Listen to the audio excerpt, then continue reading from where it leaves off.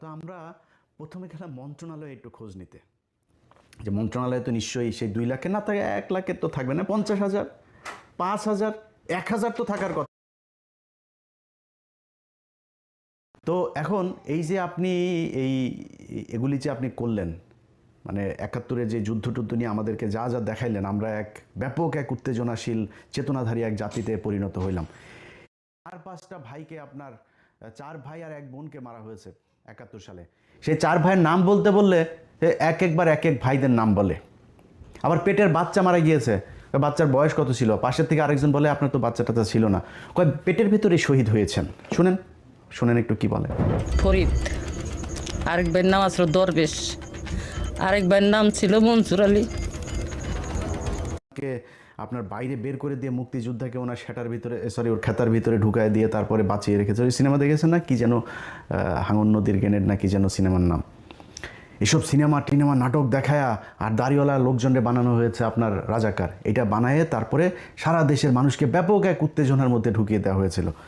তো 12 সালের পর থেকে আমি মুসলমান হই। আমার মানে ধর্মের প্রতি, ইসলামের প্রতি, আর দেশটাকে 2 ভাগে বিভক্ত করার চেষ্টা চলছে।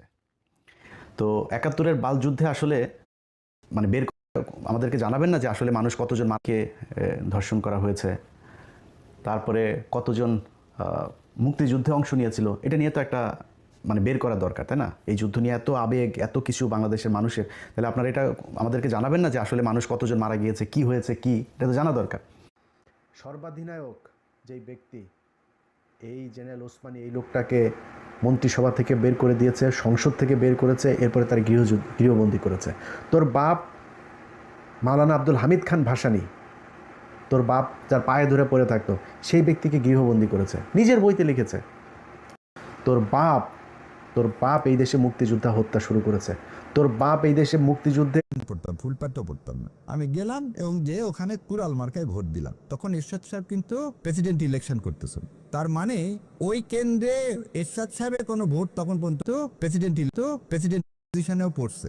গত 15 বছরে কিছু ভোট তো দেখাতে হবে যে অপোজিশনেও পড়ছে। গত 15 বছর যত ডিসি এসপি তো প্রেসিডেন্ট ইলেকশন করতেছেন। তার মানে ভোট দিতে পারবে যদি ফ্রিডম পার্টিতে ভোট দিস কুড়ালে।